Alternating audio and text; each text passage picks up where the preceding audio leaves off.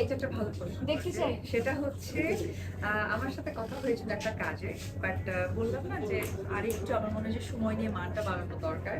তবে যেহেতু প্রস্তাব করেছেন, ডেফিনেটলি আমরা দুজন একসাথে কাজ করতে হয়তো পারি। হয়েছে তো দেশের আপনারা পরিস্থিতির কি কারণে একটু ধরনের আবার গল্প চাচ্ছেন একসাথে কাজ করার জন্য? এটা অবশ্যই আমার মনে হয় যে একটু ইয়ে থাকুক, কি বলে, এটা সিক্রেট সিক্রেট থাকুক। এক্স্যাক্টলি। দিদি, আমার একটা প্রশ্ন হচ্ছে, সিনেমা চুজ করার ক্ষেত্রে কোন জিনিসটাকে আপনি বেশি প্রাধান্য দেন?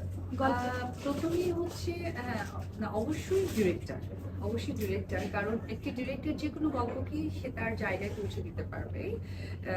যেমন আমি শাকিব খান প্রচুর সিনেমা করেছি, আপনারা দেখেছেন, হয়তো কিছু সিনেমা এখনো আপনার আমার মধ্যে সবারই মনে জায়গা নিয়ে আছে, আবার কিছু সিনেমা কিন্তু দেখা যায় যেটা দেখছেন। তবে এখন ব্যস্ততা চলছে, বরাবরের মতোই আপনারা দেখে থাকেন যে আমি অবশ্যই সেই জায়গাগুলোতে আমি নিজেকে একটু বিজি রাখছি, যেহেতু আমি একজন অভিনেত্রী, পাশাপাশি একজন মডেল অভিনেত্রী।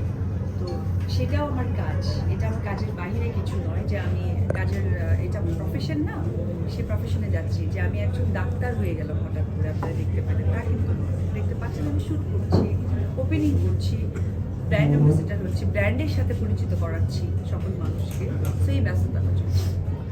দিদি, আমরা একটা নিউজ কিছুদিন আগে দেখেছিলাম যে আপনি একটা ইন্টারভিউ চালু করার একটা প্ল্যানিং করছিলেন, যেখানে মিডিয়ার অনেকে সাংবাদিকদের নিয়ে আপনি ইন্টারভিউ করবেন, সেটা কত ধরে সেই আপডেট? এটা ভেরি সুন আপনারা হয়তো বা আমার চ্যানেলে বা আমার পেজে গিয়ে দেখতে পারবেন যে এটা কিন্তু very soon, already coming soon. আমি এখনো ডিক্লেয়ার করিনি কবে, কখন, কোন সময় থেকে চালু করবে, কিন্তু এই প্রোগ্রামের মূল উদ্দেশ্যটাই ছিল আমার এরকম যে আসলে আমার শিল্পীর পেছনে কিন্তু যে মানুষগুলোর পরিশ্রম থাকে, মেধা থাকে, সেটা কিন্তু অবশ্যই প্রযোজকদের ইনভেস্টার থাকে, কিন্তু ওটা ওনারা অনেক সময় বিজনেস ভাবেও আসেন, অথবা বুঝে আসেন, অথবা ভাবেন যে আমি একটা কিছু করি, স্থায়ী নয়। কিন্তু স্থায়ী যদি ভাবে শিল্পীকে তৈরি করার কথা বলা হয়, তাহলে কিন্তু সেখানে একজন ডিরেক্টর এবং অবশ্যই সাংবাদিকের একটা পরিশ্রমের জায়গাটা থাকে।